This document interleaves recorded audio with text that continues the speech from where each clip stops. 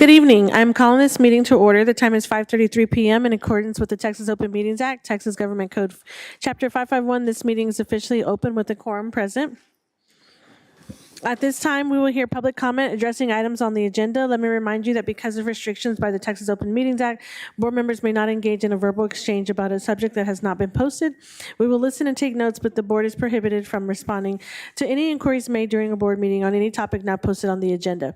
However, the board may reply with 1, a statement of specific factual information given in response to the inquiry, 2, recitation of existing policy in response to the inquiry, or 3, direct the person to visit with staff about the issue. No presentation may exceed 3 minutes unless the speaker has prior approval for additional time because of the use of a translator. Speakers who require the assistance of a translator are permitted double the allotted time of speakers who do not require the assistance of a translator. Speakers, when your name is called, approach the podium by going down to the back of the room, down the stairs, and coming up the sidewall on your right. As soon as the speaker begins speaking, the time clock will begin. Our first speaker today is Amanda Aine, followed by our final speaker, Scott Blanco Davis.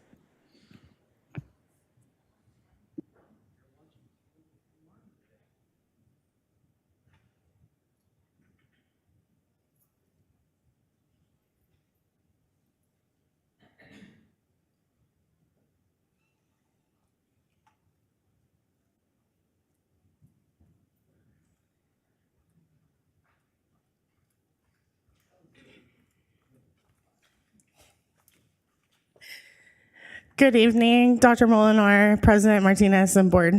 If you can't tell, we had a great first day at Briscoe Elementary today. We had Superhero Day, so that's why I'm here, dressed like this. But I wanted to talk to you tonight about the implementation of Lone Star governance and why I think it's important. As you know, we had some very tough news coming out. First of all, the possible TEA takeover, and then also how poorly our district has been performing. And while I'm very excited about the growth that we've seen in reading, we know we have a long way to go. And I think it's super important that as a board that you are able to focus on student outcomes. And the beautiful thing about Lone Star governance is it helps you do just that. So just like in teaching, when we have to go to training to make sure our craft is honed in and the best for students, I think it's very important that you as a board do the same, because it allows a level of accountability between you and between Dr. Molinar, and she can't do it alone. And I know she's working very hard. Her and I talk often, and I'm very thankful for that. But I also think that your role is equally important. And so with that, I also want to say that Lone Star governance allows a dialogue between the community and board. And that's also equally important. And sometimes I think you can tell by the comments that's lacking. So it's very important that we both have focus on student outcomes, and that we also equally have a dialogue between the board and the community. So I want to commend you for taking that step in the right direction. Thank you. Thank you. Next up is Scott Blanco Davis.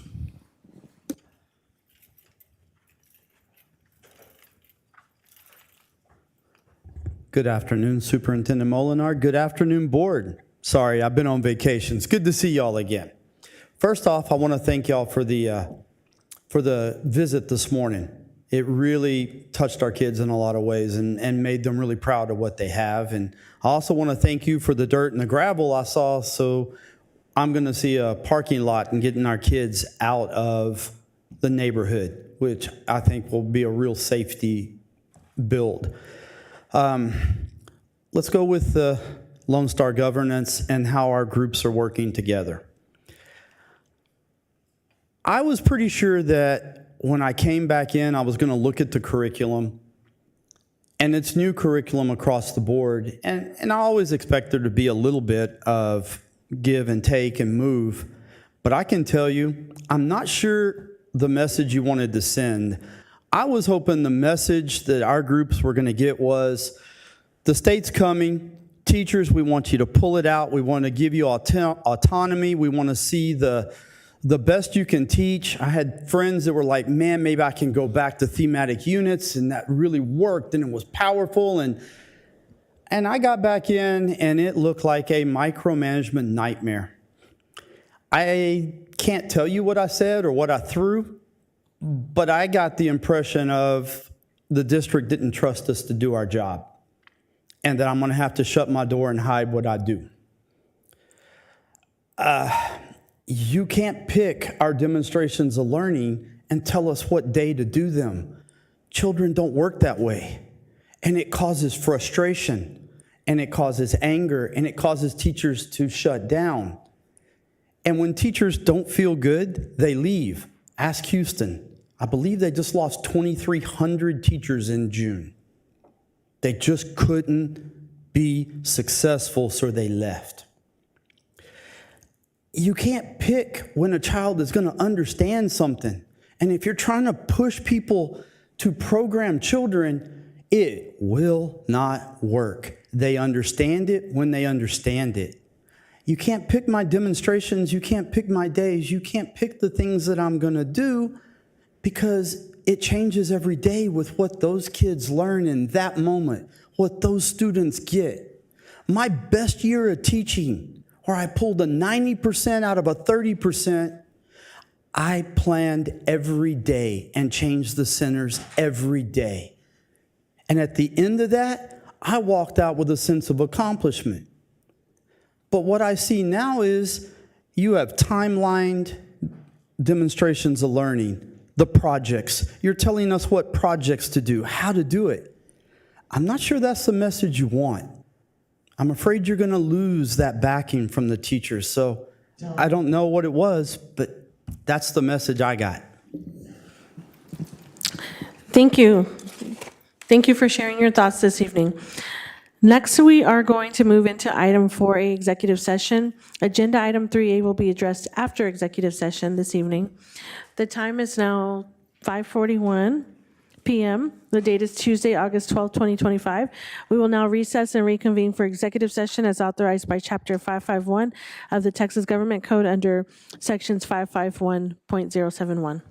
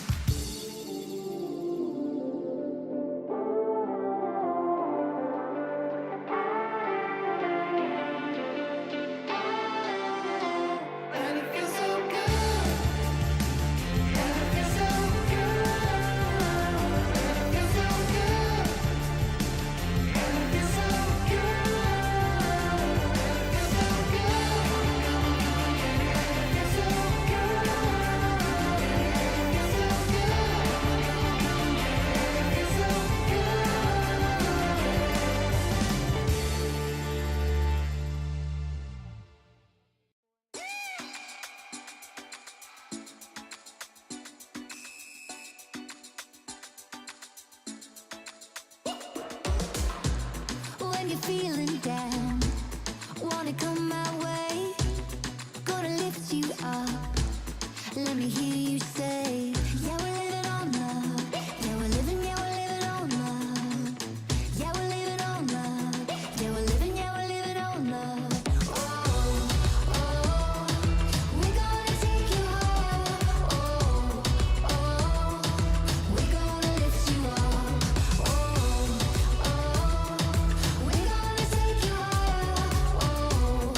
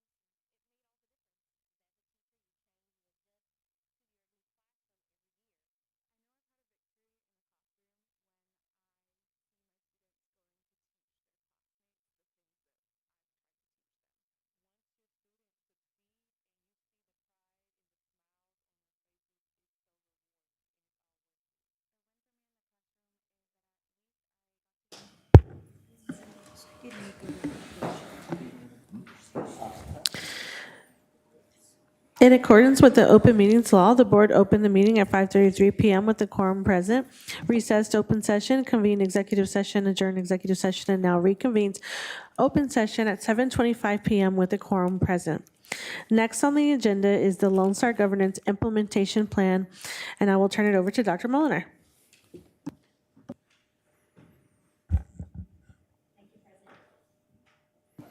Thank you, President Martinez. We'd like to introduce our Lone Star Governance Coach, Mr. Ben Mackey, and we're going to turn it over to you, and I will click over to, I believe, the slide that you'll be sharing this evening. So thank you for being here this evening. We're very excited about the work we're getting ready to start and continue with you this year. Perfect. Good evening, President Martinez, Dr. Molinar, and Board of Trustees. It's an honor to be with you today or tonight. My name is Ben Mackey. I've been doing Lone Star Governance coaching for a number of years now. I live right down the street over in the west side of Dallas, and it's an honor to have the opportunity to work with you all as you all embark on this journey that I know is not foreign to you either. First of all, I want to say it was great to get to connect with each one of you individually. I'm looking forward to a lot more of that. I will say I've worked with a lot of boards across all kinds of places. Y'all have gotten back to me faster than any other board that I've ever worked with. Like within a week, everyone was reaching out and we found some time. So thank you for dedicating that time and giving me the opportunity to connect with you. I had a great time getting to hear each of y'all's different perspectives and what you're bringing to this board. And I'm excited to kind of share with you all some of the summary of what I heard from my brief conversations with you. Again, this is just a starting point. And what I did from the conversations and kind of reviewing where Fort Worth ISD is at is put together a roadmap for what the next year could look like based on your conversations with me. This is not my plan. This is yours. This is just what I heard. So the purpose of today is I will kind of overview it, what I heard and the kind of next steps that we would go through if this board chooses to. And then I'm going to open it up for questions, discussion, feedback. If something looks out of place, like now is the time to think about what do we want to prioritize doing first, later, et cetera. And then eventually the board will consider this plan for adoption to say, yes, we commit to doing this as we move forward over the next year. So first, just want to highlight some things. You know, even though I had all these individual conversations with each of you, like y'all had a lot of things in common. The first was every single person without fail, when I asked about what are you hoping to accomplish, was we need to see academic achievement for our students go up, and specifically in literacy. And I heard that over and over and over. So that is amazing that you all are so thoughtful about where you want to go for the students of Fort Worth ISD. You also, I heard a lot of trends around prioritization. We've got a lot of great things to focus on. There's a lot of important work to do, but it would be helpful for us to start to prioritize what truly are the most important ones that we're going to spend our time on. It's not to say everything else isn't important, but we need to prioritize what are the most important ones right now.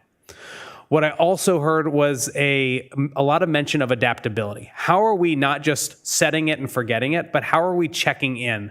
I think someone mentioned specifically, how are we looking at regular checkpoints and making adaptation and adoption of those times?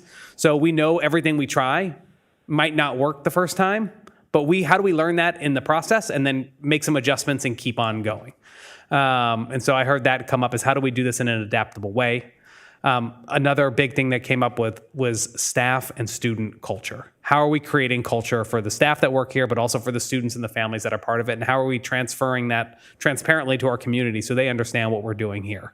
And that kind of bled into the next one, which was how do we continue to build community trust and empowerment as we move forward? So we know we're doing some really good work. I think I saw in the newspaper today a lot of really positive press articles about the growth that y'all made last year. So kudos to y'all. It's the question that came up a lot is how do we continue to share that and tell that story as we drive forward? And then I also heard around we should look back at once we kind of get our priorities set, how do we think about how we as a collective team here operate?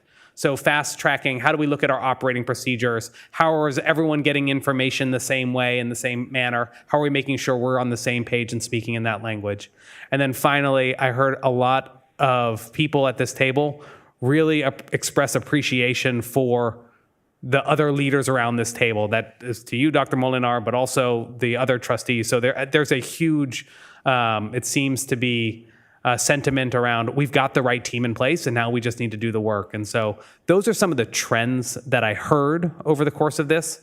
And so I laid out this essentially large summary on the left-hand side or right-hand side if you're looking at it about what, based on that, is kind of hearing all of those and moving them up, what we would hope to accomplish in each of the 4 quarters of this year. I will note, before I kind of walk through there, this is a lot. There is a lot in a year here. And so this is a very aggressive timeline. It can also be a living timeline. As we know, inevitably, things will come up. And so we might shift things back a quarter or up a quarter or into next year. But I went through and kind of put what it could look like in a full quarter. And so as I walk through some of the large elements here, I think the biggest question that I'm going to have for this board is, do these things sound right? And are they sounding like they're in the right order? Or should we move things up and prioritize? Should we move things back, et cetera? That'll be the big question after this. And then you received a much longer list of all the little things that go into this. We're not going to go through that right now, but that's basically each of these things broken up by month and what it could look like. Again, a living document. I really believe the quote that says, a plan means nothing, things change, but planning is everything. And so how do we really think about this, and then we adapt with it? So at a high level, this first quarter would be focused around really codifying the priorities. So it would be saying this plan is what we want to do, and then very quickly moving into a discussion with this board and this committee. You all did a lot of community listening over the course of the last few months, trying to get to your strategic plan. Now, how do we think about that and really identify what are the priorities that this board will choose to focus on over the next year or 2 or 3 years? And then how do we draft those into the goal and guardrail fashion? The things that are super clear for us at this table, but also that can be shared widely in the community, and we can regularly show progress towards those and what we're adapting, and give Dr. Molinar and the team some very clear direction on this is what we're prioritizing to really accomplish over the course of this year. And then also to start the process of looking at the board operating procedures, making sure that how this board operates is in alignment with trying to accomplish the priorities that you set forth. So that would be what we would try to accomplish the rest of this quarter. And then moving into the winter, quarter 4 of 2025, this really is finishing those things up. So adopting goals, guardrails, monitoring calendar, and the operating procedures, and then starting to actually monitor that. So this second quarter, which would be quarter 4, 2025, would be how are we now starting to monitor? If we said 3rd grade literacy or elementary literacy is what we're really prioritizing, how are we starting to actually spend our time looking at literacy, and are we moving the needle or not? And then as we move into the new calendar year or the spring semester, really starting to align these other systems. So once we've got our priorities, once we're starting to monitor those priorities, how are we aligning our procedures? That means looking at our policies to see which policies we might need to keep or phase out or add to align with this. How do we think about setting up how we do superintendent evaluations to make sure they're aligned to our priorities? And then how do we think about how we engage our community in this work? And I think I heard that with one of your speakers earlier today around there is a way to continue to have this ongoing dialogue with the community so they know what we're doing and what we're accomplishing in Fort Worth ISD, and we're able to engage them in supporting that work. And then the final quarter of the academic year, really aligning the budget, making sure that where you're going into the next year is aligned with those priorities. And then how do we think about down the line? At some point in time, every trustee here will phase out and there'll be a new trustee in your place. How do we make sure we have a way to onboard new trustees in a way that shows this is the direction and the work we do in Fort Worth ISD and how we prioritize our work? So that's a high-level overview of kind of the big items in each of those buckets. But with that, again, this is not, I took this and I took the first stab at a draft, but ultimately this has got to be your plan. And so I would just love to answer any questions you have about this or just generally about the process, and then receive any feedback that you might have on this document. And as we work it, what will happen next is I will take those notes, I will make those adjustments, and then I will turn around a edited version that actually shows the adjustments and the changes for this board to consider at adoption at your regular night meeting in August. So with that, I will turn it back over to you, Board President, to field questions and have discussions. Trustees, do you have any comments or questions? Trustee Dar? Thank you, President Martinez, and thank you, Mr. Mackey. I'm excited. You expressed appreciation for your conversation with us, and I would like to say I truly enjoyed my conversation with you as well. So thank you for your time. I'm very excited about this work that we will do together, that we will do together and we will do with you. Two questions. First one is, what is a complete policy diet? Yeah. Can you explain what a Yes. policy diet is? High level, I like to think about policy, and guilty as charged in my own personal life and working on school boards. Board policy often, in my eyes, is a coral reef. We add policies over time for a lot of different real reasons. Something comes up, we add a policy to address it. Then something else comes up, we adjust the policy to address it.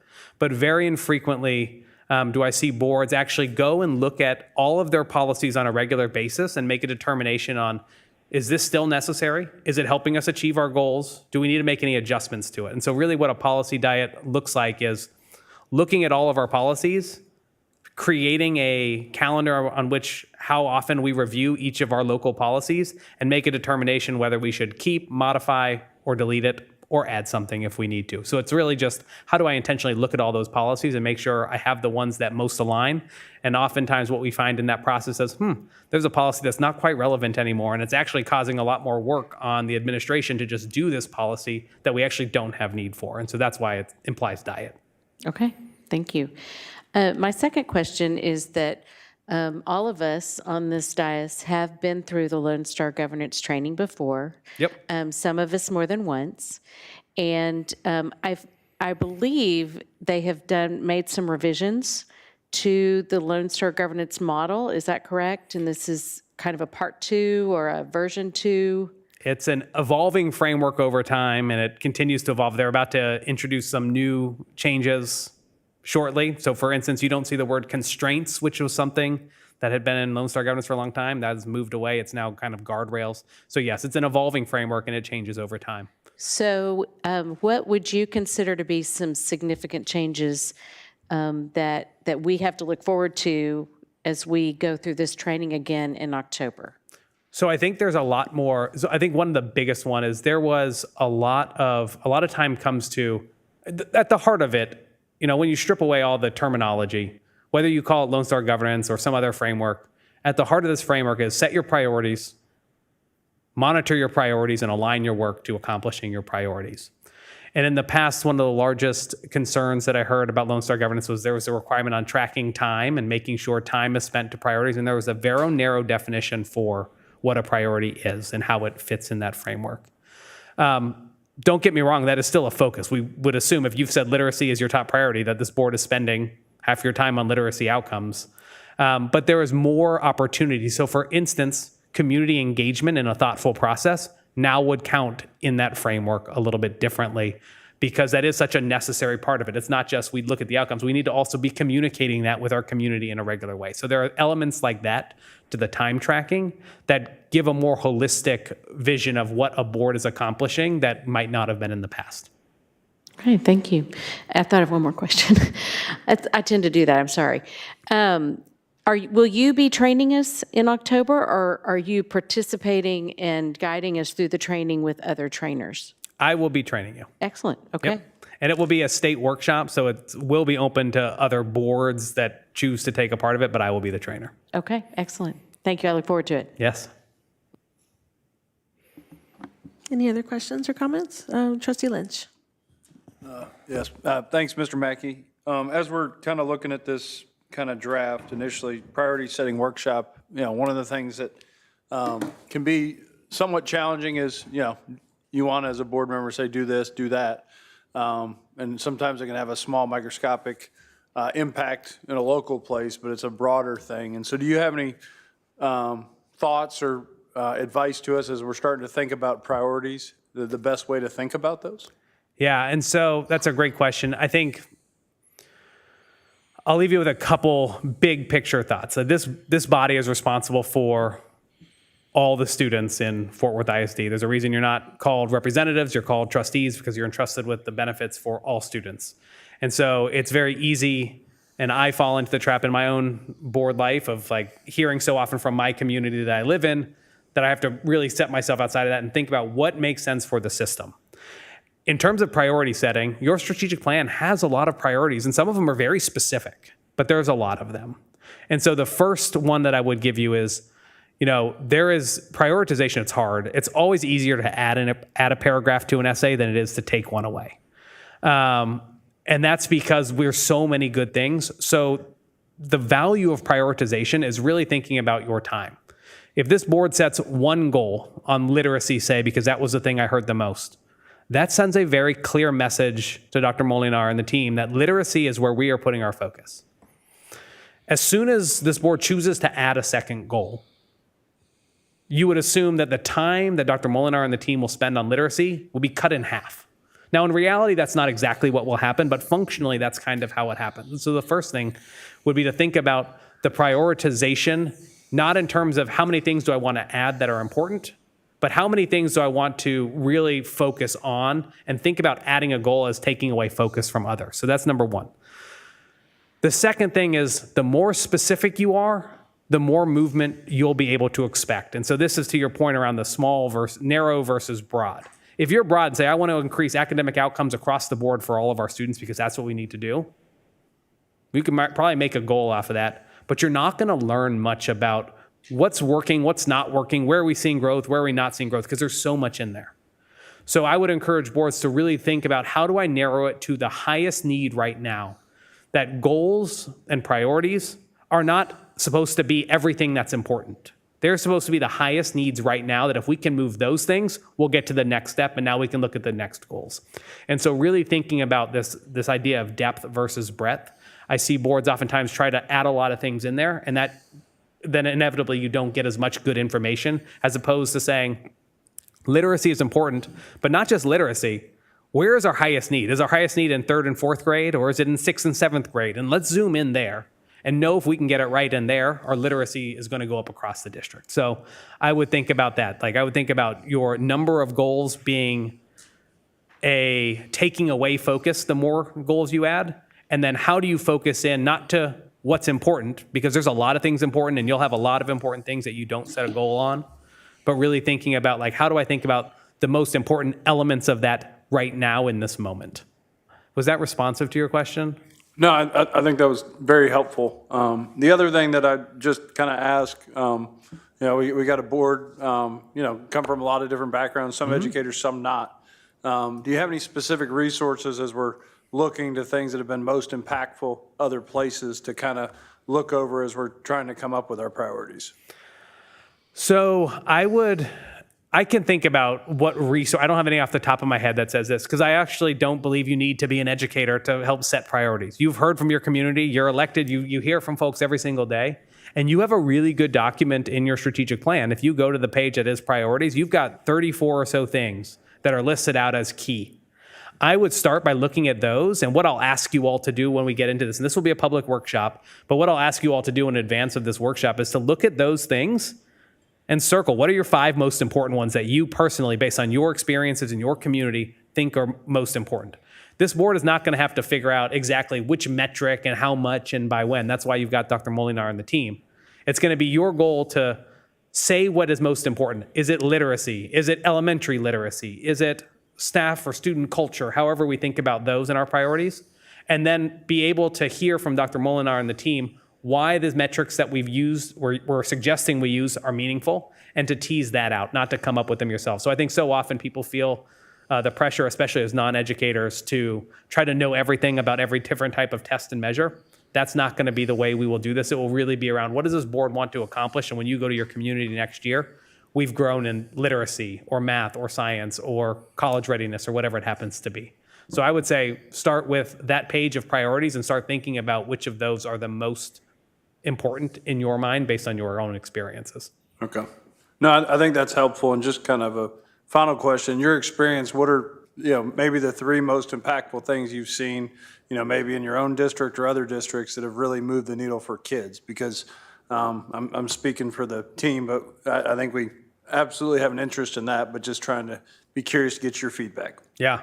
I think the first one is consistency. I think it's not a surprise. We always talk about this in the context of teachers or principals and how often principals and superintendents turn over. But but consistency is important from the board. And so whatever the board says, if the board says literacy is important and they're going to be third grade literacy, to consistently focus on that over time makes all the difference. I've served as an assistant superintendent before.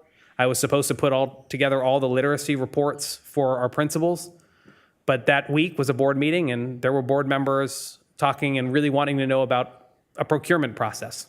And yes, we had issues in our procurement process, but you can guarantee what I spent my time on that week was procurement, because the board attention had shifted and I wanted to be responsive to the board, and the principals didn't get the packets that they needed to move reading.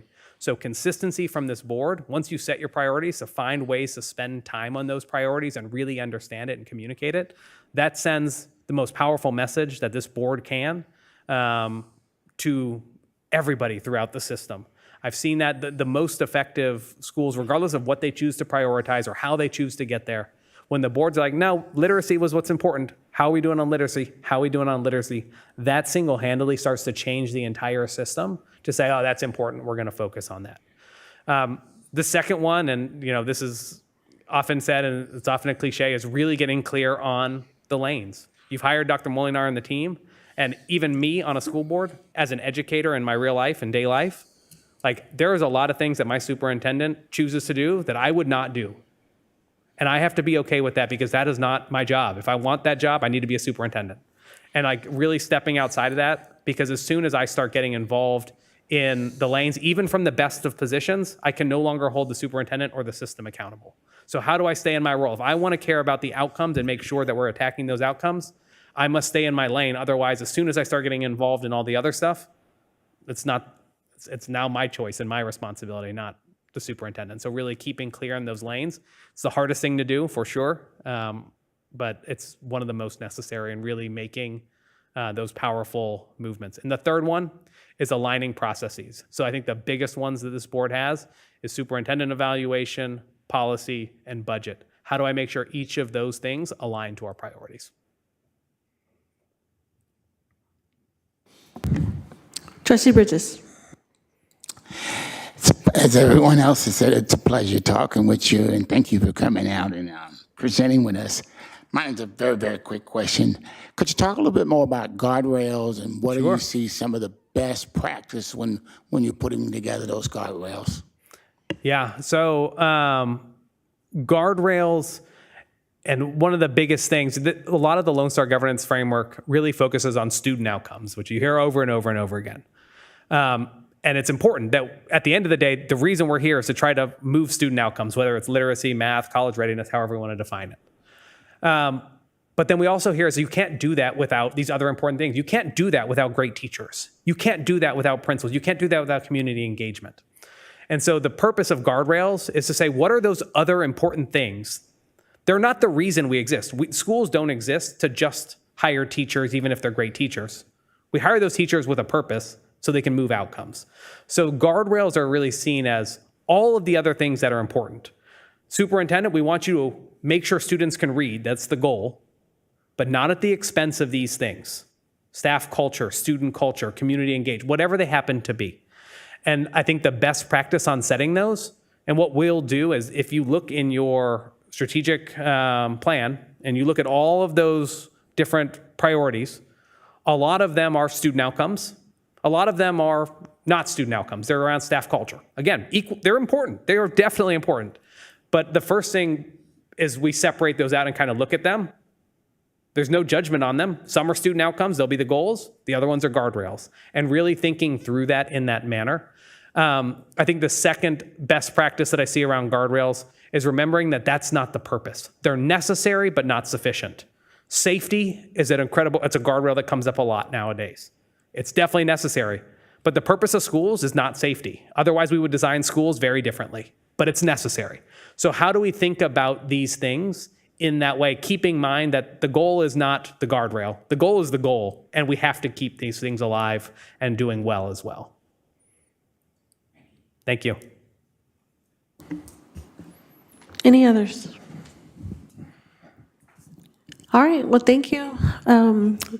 I too am excited to dive deep into this work, and we're looking forward to working with you. Thank you all so much. I'm super excited about the work and looking forward to working with you over the next year.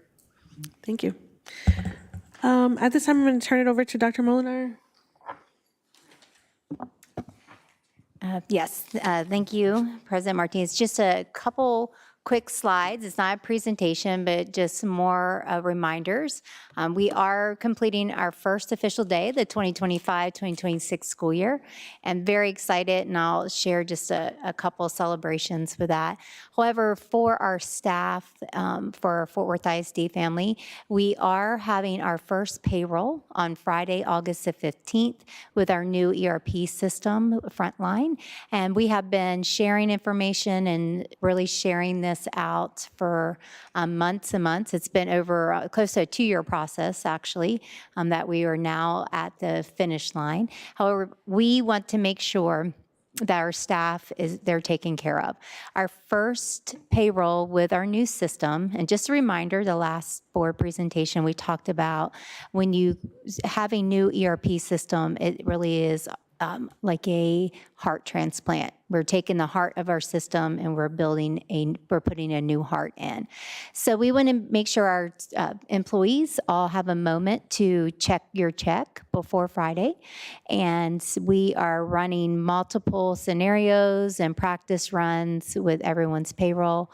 However, we want to make sure our employees have access and check their check before Friday, August the 15th.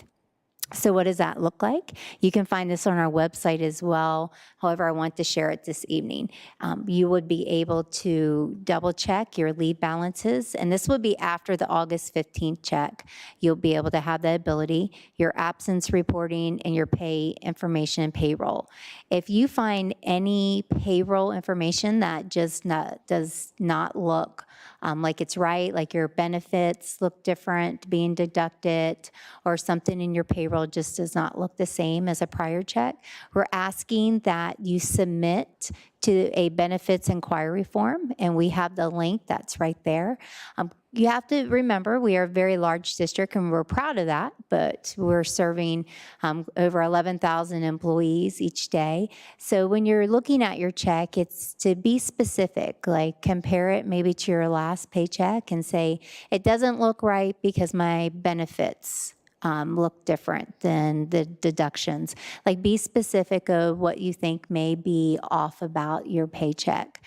We want you to submit that form so we can have time starting from Wednesday to Friday to see if we can look at any of those corrections or concerns. And then if something happens on Friday when you get your paycheck and your, of course, your direct deposit, we want you to still utilize that link and make sure that you also share your concerns. It's very important. We understand that we have multiple ways to express our concerns. However, the way that we can correct your concerns and give you the answers or possibly correct any errors is, of course, by contacting us within the district through this process. And if you have any questions about the rate of pay, any stipend amounts, or board-approved raises, submit your questions to the compensation department. And you can make any updates to your tax withholding and direct deposits and any other payroll issues, you submit that form to the payroll inquiry form. So we really want to just outline the different types of support we're going to put in place for you.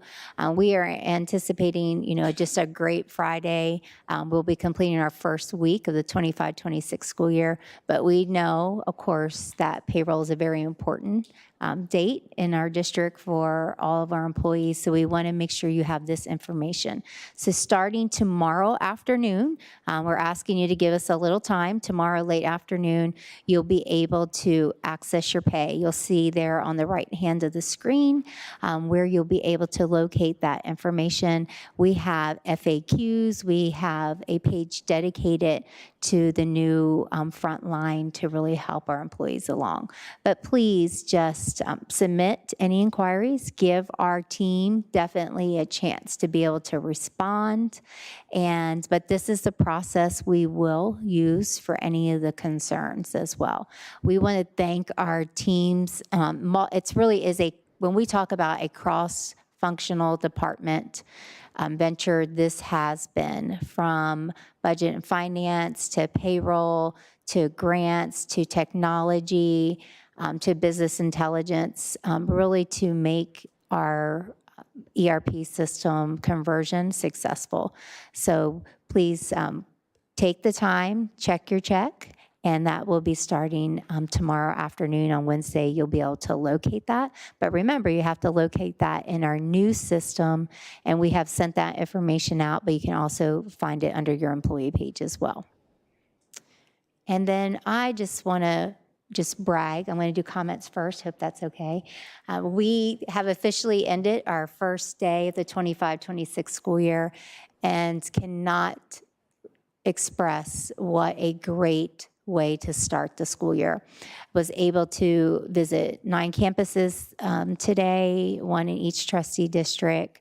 Just the work all the way from our bus drivers this morning, leaving the lot and really just being the first face for our students. We had more than enough bus drivers, very successful transportation run today.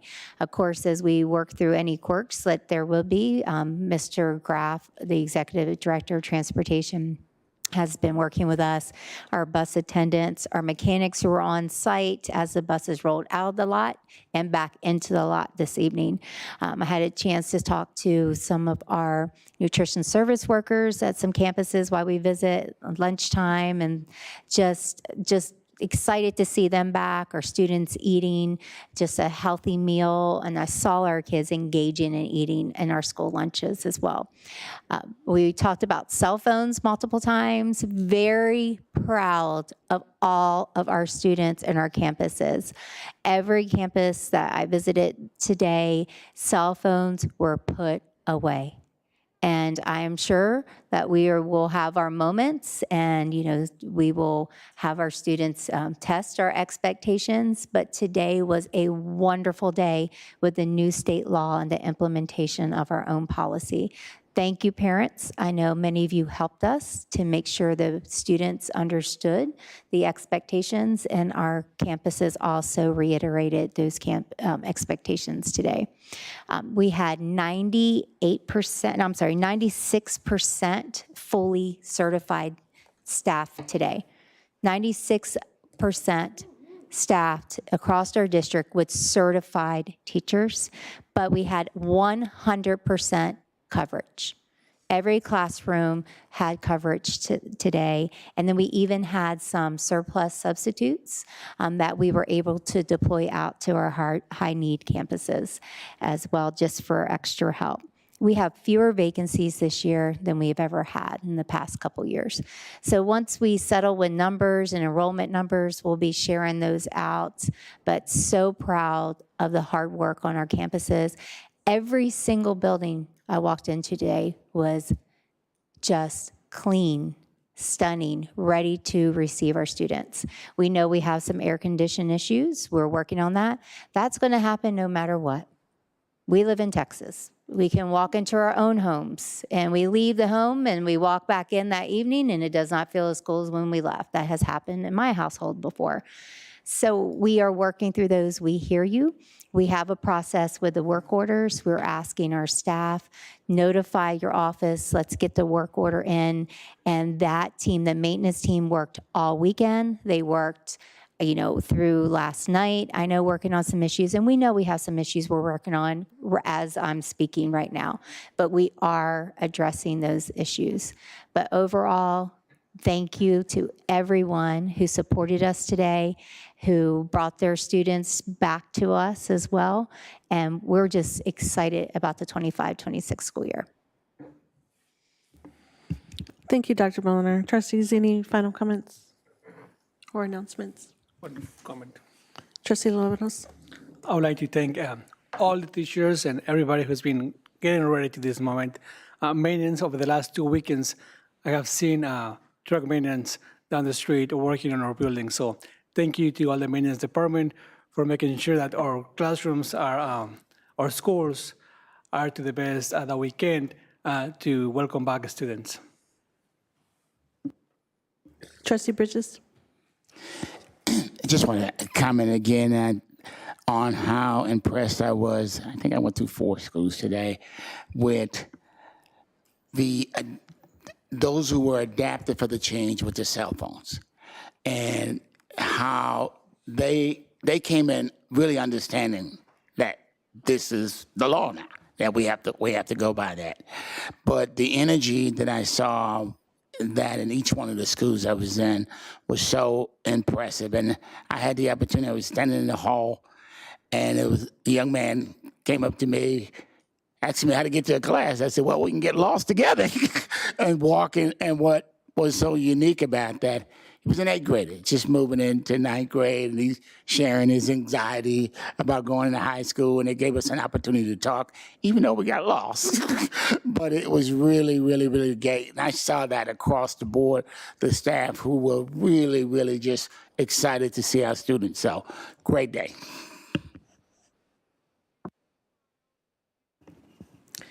Thank you. And I also just want to reiterate again, thank you to each and every Forward ISD team member for helping make today a successful Forward ISD first day of school. Thank you for making Forward ISD home. And for all the parents, thank you for entrusting Forward ISD with your students. Dr. Muller? Yeah, I'm sorry, I apologize. Just one more quick announcement. We'll be rolling out some information. We will be starting Friday night lights, but in Fort Worth ISD, that's Thursday night lights, Friday night lights, and some Saturday lights, but not always need lights, it's during the day. But we'll be rolling out some updated information around tailgate and procedures that will be following processes going into the 25-26 school year. So those will be shared and published. But I will let you know, we will, there was some information sent out a little prematurely. We will be allowing tailgate. However, of course, we'll follow our guidelines for safety, and of course, no alcoholic beverages. We'll follow everything we're supposed to by law. But in addition to that, we'll be adding on that all tailgates will end as soon as the game begins, because we are there to celebrate our students on the field, our cheerleaders, our band. We are there to support them. So we will be definitely allowing tailgates this year. However, we'll be putting in some new procedures that everyone will be asked to make their way into the game as soon as the kickoff begins. And we'll be celebrating our students who are participating in all the great activities in our stadiums and at our sites. All right, thank you. The time is now 8:03 p.m. and the meeting is adjourned.